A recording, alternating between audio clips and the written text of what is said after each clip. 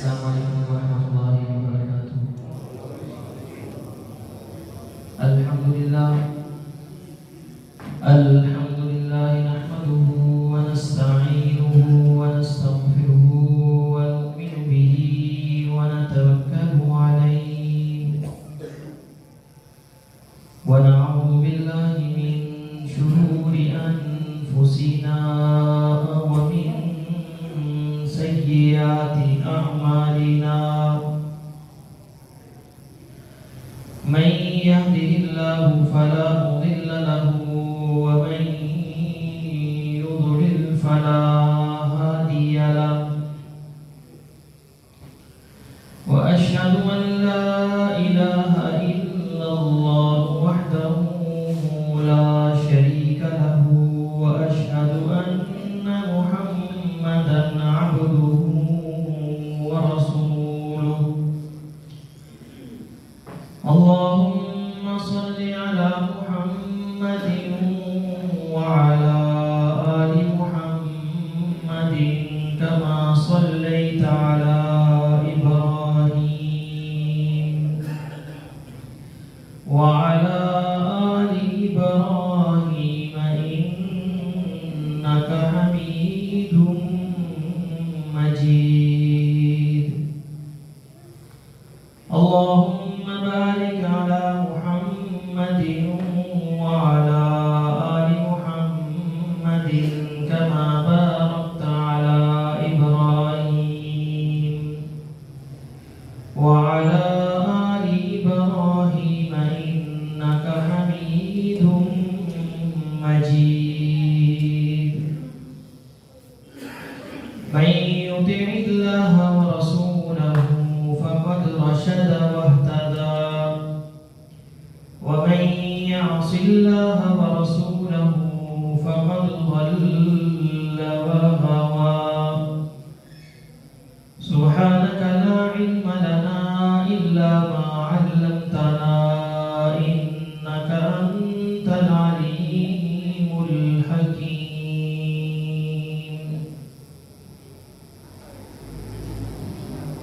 رب اشرح لي صدري ويسر لي أمري واحلل عقدة من لساني يفقهوا قولي، رب زدني علما، أما بعد فإن خير الحديث كتاب الله وخير الهدي هدي محمد صلى الله عليه وسلم،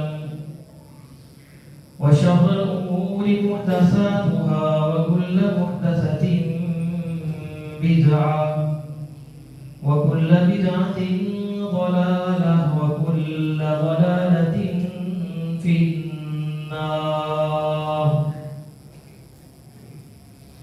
أعوذ بالله السميع العليم من الشيطان الرجيم من همزه ونفخه ونفثه، بسم الله الرحمن الرحيم، ولهن مثل الذي عليهن بالمعروف وللرجال عليهن درجة والله عزيز حكيم، وقال في مقام آخر وقرن في بيوتكن ولا تبرجن تبرج الجاهلية الأولى، صدق الله العظيم وصدق رسوله النبي الكريم، ونحن على ذلك من الشاهدين والشاكرين والحمد لله رب العالمين۔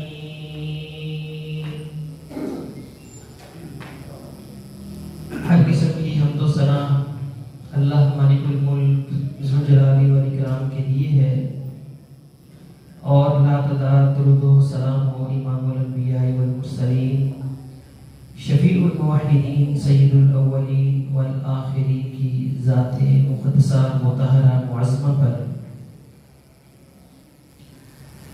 آج کے خطبہ جمعہ کے اندر جو ہم نے موضوع بیان کرنا تھا وہ معراج النبی صلی اللہ علیہ وسلم کے حوالے سے تھا، لیکن جیسا کہ آپ کو علم ہے کہ 8 مارچ کو پوری دنیا میں خواتین کا ایک دن منایا جاتا ہے، تو اس حوالے سے کچھ گزارشات آپ کے گوش گزار کرنی ہے، تو اس لیے معراج کے حوالے سے جو گفتگو ہے وہ انشاءاللہ ہم آئندہ جمعے بیان کریں گے۔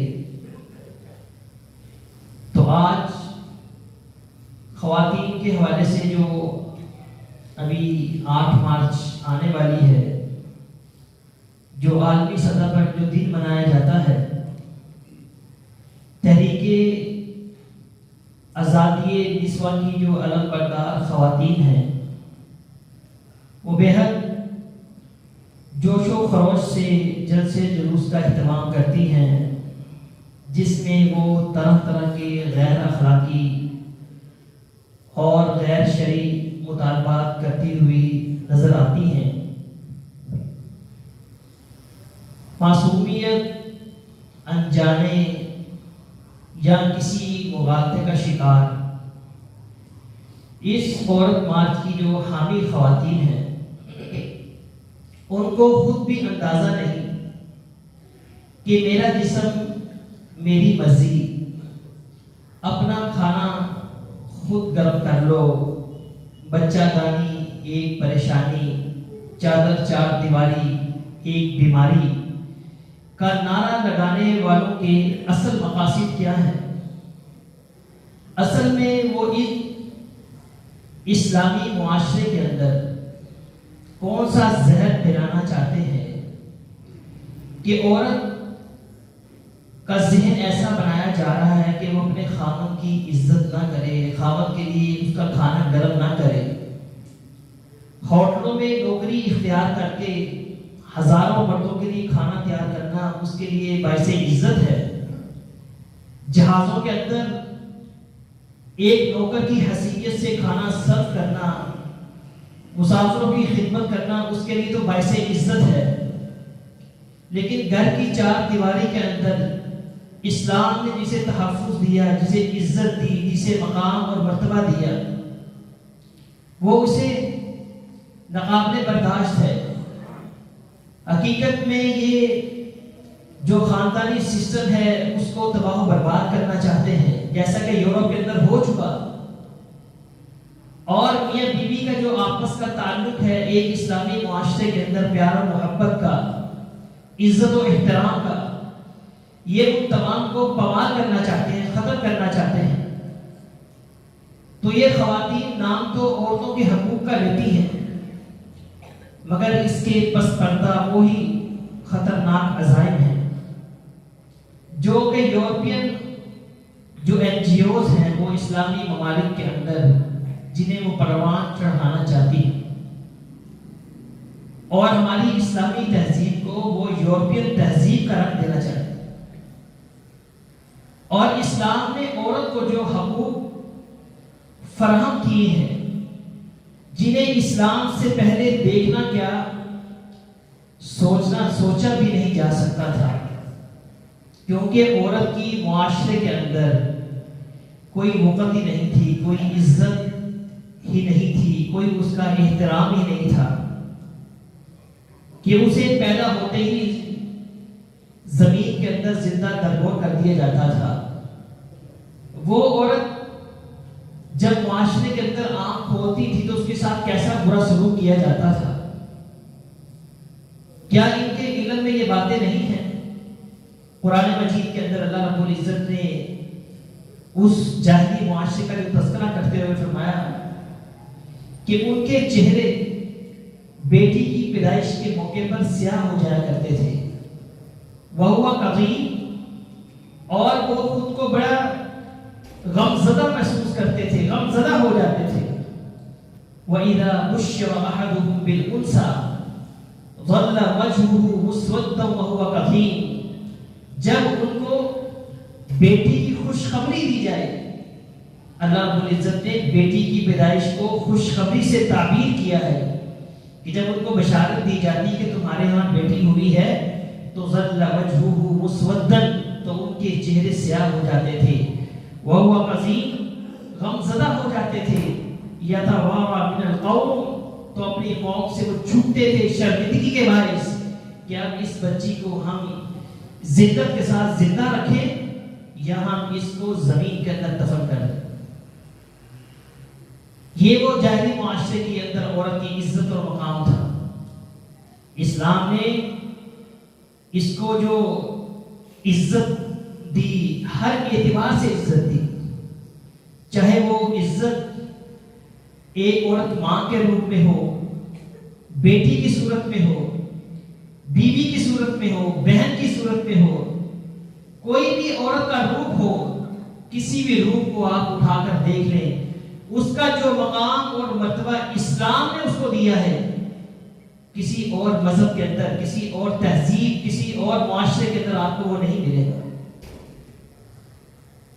نبی اکرم صلی اللہ علیہ وسلم نے بیٹیوں کی کتنی فضیلتیں بیان کی، بیٹی کی پرورش کرنے کے حوالے سے کتنے آپ کے فرامین ہیں، جبکہ بیٹوں کی فضیلت کے حوالے سے آپ صلی اللہ علیہ وسلم کی ایک حدیث بھی نہیں ہے۔ بہن کا عزت احترام، بہن کا خیال رکھنے کے حوالے سے کتنے فضائل ہیں، اور ماں کی عزت و احترام کے حوالے سے بھی کتنے فضائل ہیں، کتنے مقامات ہیں، خالہ کا مقام مرتبہ کتنا ہے۔ یہ تمام مرتبے ہر روح کے اندر ان کے لیے بشارتیں، فضیلتیں اگر کسی نے سنائی ہیں تو جو اسلام کا جو پیغمبر ہے محمد صلی اللہ علیہ وسلم اس نے سنائی ہے۔ مگر افسوس اس بات کا ہے کہ ان لوگوں کو کیا اسلام سے پہلے ہونے والے ظلم یاد نہیں ہے؟ عورتوں کے ساتھ جو برا سلوک کیا جاتا تھا کیا ان کے علم میں نہیں ہے؟ معاشرے کے اندر ایک عورت کو حقیقی عزت کس نے دی؟ کیا ان کو اس بات کا ادراک نہیں ہے کہ جن کے ایجنڈے پر عمل کر کے ہم اپنے معاشرے کے اندر آگ لگا رہے ہیں، ان کے مذہب میں، ان کے نزدیک ایک عورت کا مقام مرتبہ کیا ہے؟ ہم بڑا یہودیت کا نعرہ لگاتے ہیں، عیسائیت کی بڑی تعریفیں کرتے ہیں۔ یہ یہودی مذہب، یہودیت کے اندر، یہودیوں کے مذہب کے اندر، ان کے قوانین کے اندر عورت کو وہ ایک ناپاک وجود تسلیم کرتے ہیں۔ ان کی کتابوں میں لکھا ہوا ہے عورت ایک ناپاک وجود ہے، اور اس کائنات کے اندر جتنی بھی مصیبتیں آتی ہیں وہ اس عورت کے سبب آتی ہیں۔ یہ یہودی مذہب ہے، اور ان کے نزدیک جو مرد ہوتا ہے وہ نیک فطرت ہوتا ہے، حسن کردار کا حامل ہوتا ہے، اور جو عورت ہوتی ہے وہ بدتینت اور مکار ہے، کیونکہ اس نے آدم کو بہرا پھسلا کر اس درخت کا پھل کھانے پر مجبور کر دیا تھا کہ جس کے پھل کھانے سے پروردگار نے اسے منع کیا تھا۔ یہ عورت کے ہاں، عورت کے نزدیک عورت کو ایسا برا سمجھا جاتا ہے ان کے مذہب کے نزدیک کے اندر، اور پھر جو آئینی زندگی کے حوالے سے بھی بہت سے عورتوں کے حقوق جو اسلام نے ان کو دیے ہیں وہ انہوں نے ختم کیے ہوئے، ان کو مانتے نہیں۔ عورت کو وصیت، شہادت اور وراثت جیسے حقوق سے بھی انہوں نے محروم کر رکھا، اور یہودی قانون کے مطابق مرد وارث کی موجودگی میں بیٹی وراثت کی حقدار نہیں بنتی۔ اگر مرد بیٹا اگر وارث موجود نہیں ہے تو پوتا اگر ہے تو پھر ساری وراثت پوتے کو ملے گی۔ اب اگر پوتا موجود نہیں ہے، پوتے کی عدم موجودگی میں وراثت کی حقدار لڑکی ٹھہرے گی، بصورت دیگر اس کا کوئی حق نہیں ہے وراثت میں سے، اس کے خلاف تو کوئی آواز بلند نہیں کرتا۔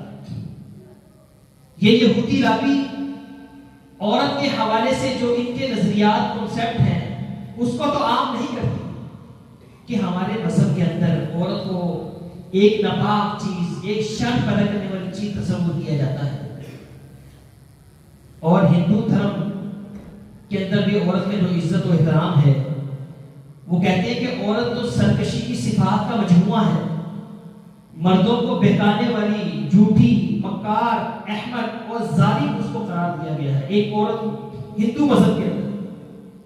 ان کی کتابوں میں لکھا ہوا ہے کہ عورت گناہوں کی جڑ اور مسائل کا چشمہ ہوتی ہے. اور اسی طرح یونان جو علم و تہذیب کے اندر، علم و فن کے اندر بڑا ایک مقام تھا، اس کا بڑا نام تھا. یونانیوں کے ہاں وہ اس عورت کو فتنہ فساد کی چیز سمجھتے ہیں. وہ کہتے ہیں کہ اس دنیا کے اندر فتنہ فساد برپا کرنے والی اگر کوئی چیز ہے تو وہ یہ ایک عورت ہے. اور اسی طریقے سے سید قطب نے اپنی کتاب کے اندر جو کی تفسیر ظلال القرآن ہے اس کے اندر بھی انہوں نے ذکر کیا ہے. یورپین معاشرے کی تصویر کشی کرتے ہوئے وہ لکھتے ہیں کہ دنیا بھر میں عورت کو کوئی قدر و منزلت حاصل نہیں تھی، اور قدیم جو علماء اور فلاسفہ وہ عرصہ دراز تک صرف اس بات کے اوپر بحثیں کیا کرتے تھے. ان کا صرف ایک ہی موضوع تھا کہ جس کے اوپر وہ سر کھپاتے رہتے تھے. وہ بحث کرتے رہتے تھے کہ کیا عورت کے اندر بھی روح ہوتی ہے؟ اگر اس میں روح ہوتی ہے تو کیا یہ انسانی روح ہے یا حیوانی روح ہے؟ عرصہ دراز تک یہ ان کا موضوع سخن تھا. اگر تو اس کے اندر انسانی روح ہے تو مرد کے مقابلے میں اس کا صحیح مقام کیا ہے؟ کیا اس کے اندر جو روح ہے، اس کا جو مقام ہے، اگر وہ مرد کے برابر ہے تو کیا جو ایک غلام ہوتا ہے اس کا درجہ ایک غلام کے برابر ہے یا ایک غلام سے کچھ تھوڑا سا اونچا ہے، کچھ بڑھ کر ہے؟ یہ ان کا موضوع سخن رہتا تھا. یعنی کہ یہ ان ممالک کی جو آج ہمارے ملک کے اندر یہ زہر بولنا چاہتے ہیں، عورت کے نام پر ملک کے اندر دنگا فساد کرنا چاہتے ہیں، فساد بگاڑ پیدا کرنا چاہتے ہیں، اور ہمارا جو معاشرتی خاندانی سسٹم ہے اس کو تباہ و برباد کرنا چاہتے ہیں. ان کے ہاں عورت کی کتنی کوئی عزت ہے. آپ کے سامنے میں نے صرف چند مثالیں بیان کی ہیں. بڑے بڑے بھیانک قسم کے عورت کے حوالے سے ان کے تصورات ہیں. جب آپ مطالعہ کریں تو آپ کے روکٹے کھڑے ہو جائیں گے کہ عورت کو کتنا یہ غلیظ ترین لوگ یہ سمجھتے ہیں کہ عورت کا وجود کتنا ناپاک، کتنا غلیظ ترین ہے. لیکن اسلام نے اور اسلام کے پیغمبر محمد صلی اللہ علیہ وسلم نے اس عورت کو کتنا عظیم مقام دیا، کتنی محبت دی، کتنا احترام دیا ہر روپ کے اندر. چاہے وہ بیٹی ہے، چاہے وہ بہن ہے، چاہے وہ ماں ہے، جو بھی عورت کا روپ ہے، کسی بھی روپ کو آپ اٹھا کر دیکھ لیں. بچوں کے حوالے سے نبی اکرم صلی اللہ علیہ وسلم کی جتنی بھی احادیث ہیں، جتنی بھی فضیلتیں ہیں، وہ تمام کی تمام بچوں کے بارے میں، بیٹیوں کے بارے میں. جیسے کہ رسول اللہ صلی اللہ علیہ وسلم کی ایک حدیث ہے کہ من کان لہ ثلاث بنات فصبر علیہن فاطعمہن وسقاہن وکساہن من جدتہ کن لہ حجابا من النار یوم القیامۃ. نبی اکرم صلی اللہ علیہ وسلم فرماتے ہیں کہ جس شخص کی 3 بیٹیاں ہوں اور 3 بیٹیوں کے اوپر وہ صبر کرے اور اپنی استطاعت کے مطابق اس کو کھلائے، اس کو پلائے اور اس کو لباس پہنائے، تو کل قیامت کے دن جہنم کی آگ کے درمیان اور اس اپنے باپ کے درمیان وہ پردہ بن کر حائل ہو جائے گی. کتنی فضیلت ہے بیٹیوں کی پرورش کرنے کے حوالے سے. محبت کی بیٹی کے ساتھ، اس کا خیال رکھا اپنی استطاعت کے مطابق. تو یہی بیٹیاں کل قیامت کے دن اس کو اپنے باپ کو جہنم کے اندر جانے نہیں دیں گی. جب باپ کے اور جہنم کی آگ کے درمیان بیٹی حائل ہو جائے تو پروردگار کیسے اس شخص کو جہنم کی آگ کے اندر پھینک سکتا ہے کہ جس نے ساری زندگی بیٹی سے محبت کی. تو یہ بیٹی کے ساتھ محبت کی فضیلت تو اسلام نے یہ بتائی ہے. ایک حدیث میں سیدہ عائشہ صدیقہ رضی اللہ تعالیٰ عنہ فرماتی ہیں کہ میرے پاس ایک عورت آئی، اس کے ساتھ اس کی 2 بچیاں تھیں. وہ عورت خود بھی بھوکی تھی، اس کی دونوں بچیاں بھی بھوکی تھی. آ کر اس نے سیدہ عائشہ صدیقہ سے سوال کیا کہ کھانے کے لیے کچھ ہے تو مجھے دے دے. بچیاں بھوک سے رو رہی تھی. سیدہ عائشہ نے گھر کی تلاشی لی تو 3 کھجوریں ملی. تو اس عورت نے 2 کھجوریں اپنی بیٹیوں کو دے دی ایک ایک کر کے، اور 1 کھجور خود لے لی. بچیاں بھوکی تھی، فوراً 2 کھجوریں انہوں نے کھا لی. کھا کر اپنے ہاتھ کو ماں کے سامنے پھیلا دیا۔ اب وہ ماں جس نے کھجور پکڑ کر اپنے منہ کے قریب کی تھی، کھانے لگی تھی، بھوکی ماں تھی، اس نے اس کھجور کے 2 ٹکڑے کیے، آدھا ٹکڑا اپنی ایک بیٹی کو دے دیا اور آدھا باقی ٹکڑا دوسری بیٹی کو دے دیا۔ سیدہ عائشہ کو بڑا تعجب ہوا کہ ایسا بھی ہوتا ہے۔ رسول اللہ صلی اللہ علیہ وسلم گھر تشریف لائے، سارا واقعہ ذکر کیا تو رسول اللہ صلی اللہ علیہ وسلم نے فرمایا کہ من ابتلی بشیء من هذه البنات کن له سترا من النار۔ یہ جو محبت اللہ رب العزت نے بیٹیوں کے حوالے سے ماں باپ کے دل میں ڈالی ہے، نبی اکرم صلی اللہ علیہ وسلم فرماتے ہیں جس شخص کو بیٹیوں کے ساتھ آزمائش میں ڈالا جاتا ہے، اللہ رب العزت یہی جو بیٹیاں ہیں کل جہنم کے آگ اور اس بندے کے درمیان حائل ہو جائیں گی۔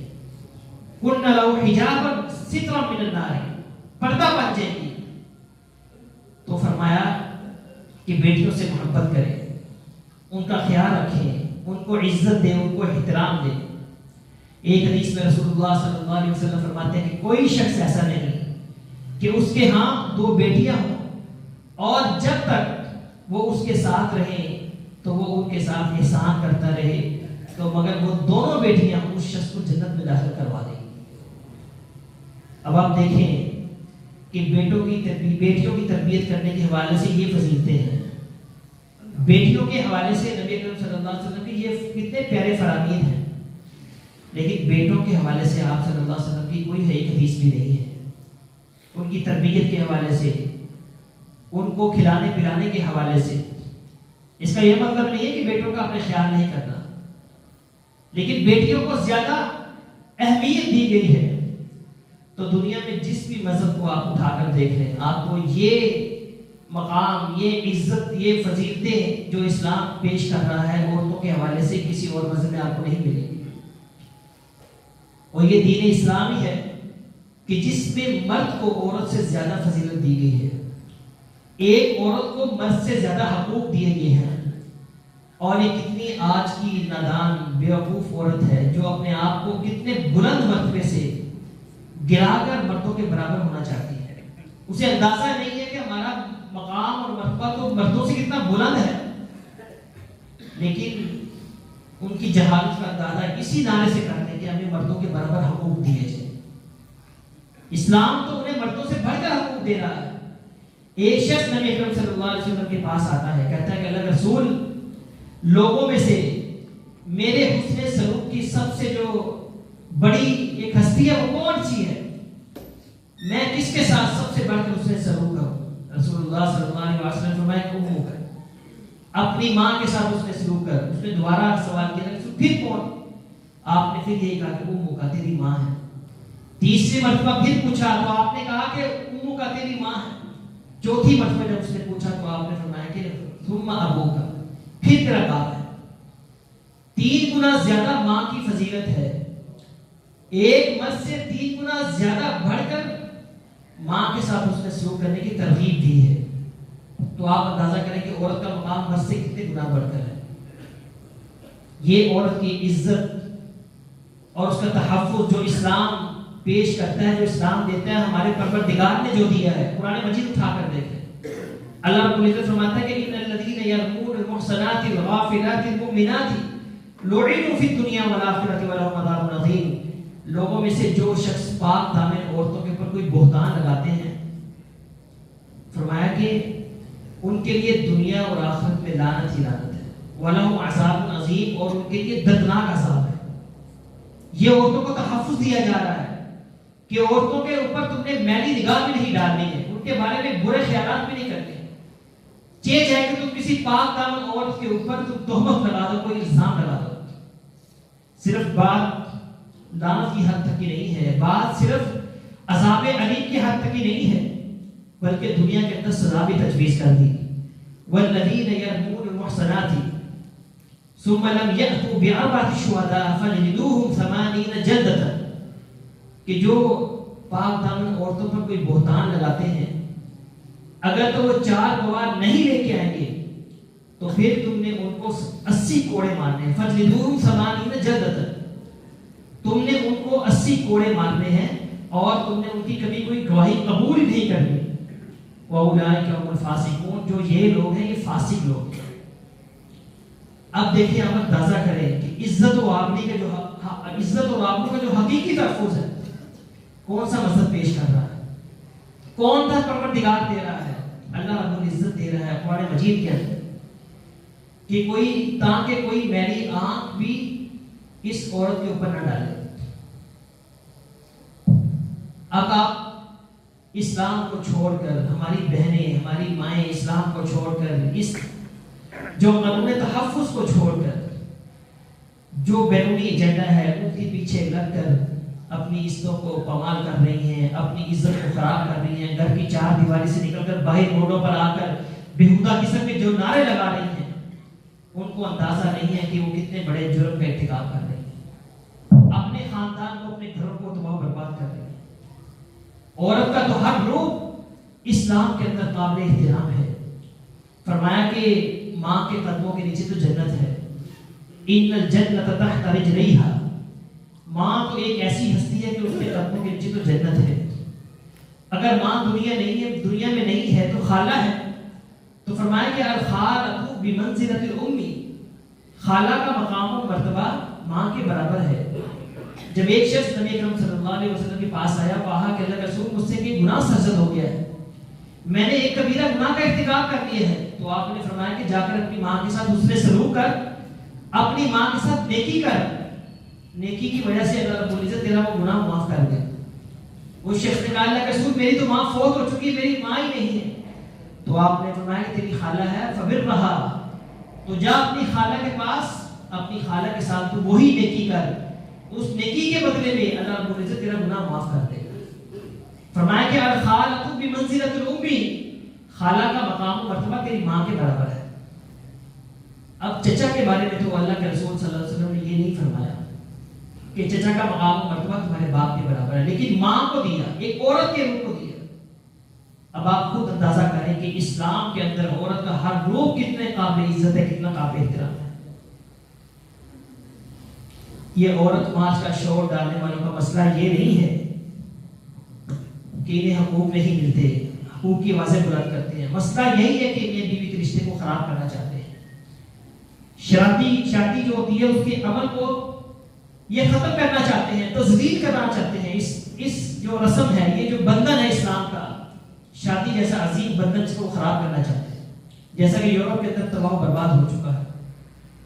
تو اسلام کے مزاج کو سمجھیں، اسلام کی جو تعلیمات عورت کے حوالے سے اس کو پہچانیں، اس کو عام کریں، اپنی بہنوں کو، اپنی بیٹیوں کو سمجھائیں کہ ان جو فریب زدہ نعرے ہیں، ان کے فریب میں مت آ کر اپنی آنکھوں کو خراب مت کریں، اور اسلامی تہذیب، اسلامی معاشرے، اسلامی کلچر کو خراب مت کریں۔ پیسے کی خاطر یہ آگ جو بھڑکائی جا رہی ہے، اس کو بند کرنے کی سخت ضرورت ہے۔ تو ان کا مقصد تو عورتوں کو ظلم سے بچانا نہیں ہے، بلکہ یہ تو بے حیائی کے دلدل میں تمام معاشرے کو گرانا چاہتے ہیں، یہ زنا کو عام کرنا چاہتے ہیں، خاندانی سسٹم کو تباہ و برباد کرنا چاہتے ہیں، ہم جنس پرستی جو سی ہے اس کو یہ فروغ دینا چاہتے ہیں، یہ ان کا ایجنڈا ہے۔ جیسے کہ وہ ایک ادارہ ہے ایمنسٹی انٹرنیشنل، ایک عالمی ادارہ ہے، اس کا جو ویژن ہے 2021 کے حوالے سے 3 اہم مقاصد ہیں جس کی انہوں نے تکمیل کرنی ہے، جس پر وہ کام کر رہے ہیں، اور ہمارے پاکستان کے اندر جتنی بھی این جی اوز ہیں وہ خوب پیسہ دے رہے ہیں کہ تم نے پاکستان کے اندر یہ والے 3 مقاصد حاصل کرنے ہیں ایک سال کے اندر۔ پہلا کہ ہم جنس پرستی کو تم نے فروغ دینا ہے، اور پھر اس کو قانونی حیثیت تم نے دلانی ہے، جیسے کہ یورپ کے اندر یہ چیز کو قانونی حیثیت حاصل ہو چکی ہے۔ اور دوسرا یہ کہ اسقاط حمل کو تم نے جائز قرار دلوانا ہے، اور قانونی طور پر تم نے اس کو منانا بھی ہے اور اس کو پھیلانا بھی ہے، تاکہ کوئی بھی شخص، کوئی بھی عورت اسقاط حمل کرواتے ہوئے جھجکے مت، کوئی اس کو خوف نہ ہو، کوئی ڈر نہ ہو۔ زنا کو فروغ دیا جا رہا ہے، حالانکہ رسول اللہ صلی اللہ علیہ وسلم کی حدیث ہے کہ جس معاشرے کے اندر زنا عام ہو جائے اور سود عام ہو جائے تو اللہ رب العزت اس قوم کو ہلاک کر دیتا ہے، اللہ کا حکم آ جاتا ہے اس کی ہلاکت کا۔ آج ہمارے معاشرے کے اندر سارے وہ گناہ کہ جن گناہوں کی وجہ سے قومیں تباہ و برباد ہوئی، آج ہم اس کو کو فروغ دینے کے لیے نعرے لگا رہے ہیں، تحریکیں ہم نے چلا رکھی ہیں، مارچ نکالتے ہیں ان برائیوں کو فروغ دینے کے لیے۔ اور تیسرا جو ان کا ایجنڈا ہے وہ یہ ہے کہ مسلم معاشروں کے اندر جہاں پر ابھی تک سزائے موت کا قانون ہے اس قانون کو ختم کرنا ہے، سزائے موت کے قانون کو ختم کروانا ہی ان کا ایجنڈا ہے۔ یہ تین ان کے مقاصد ہیں جن کے آج ہم شکار ہیں اور ہم ان کے ان ارادے کی تکمیل کے لیے کام کر رہے ہیں۔ مقصد کیا ہے؟ بے حیائی کو فروغ دینا، مادر بدر آزادی چاہتے ہیں، یورپین کلچر کو اسلامی معاشرے کے اندر وہ پھیلانا چاہتے ہیں تاکہ یہ معاشرہ تو وہ برباد ہو جائے، میاں بیوی کے درمیان پھوٹ ڈالنا چاہتے ہیں۔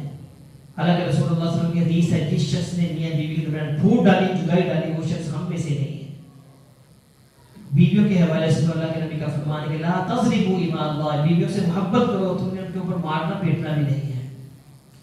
لیکن افسوس اس بات کا ہے کہ ہمارے مسلم معاشرے کے اندر مسلمان خواتین ہی ایسے نعروں، ایسے بےہودہ نعروں کے ساتھ جب روڈوں پر نکلتی ہیں تو ہمیں بہت افسوس ہوتا ہے، اور ہمارے اسلامی جو ادارے ہیں ان کی ذمہ داری بنتی ہے تو کہ وہ اس چیز کو روکے گا، ان کے آگے بند باندھے۔ اگر یہ چیز پھیل گئی تو بہت بڑی تباہی کا پیش خامہ ثابت ہوگی، اور اللہ رب العزت کے عذاب کو بھی دعوت دینے کے مترادف ہے۔ قوم لوط پر عذاب کس وجہ سے آیا تھا؟ وہ ہم جس پرست لوگ تھے، عملے لوطی فعل کا وہ کرتے تھے، تو وہ اس کام کو فروغ دینا چاہتے ہیں۔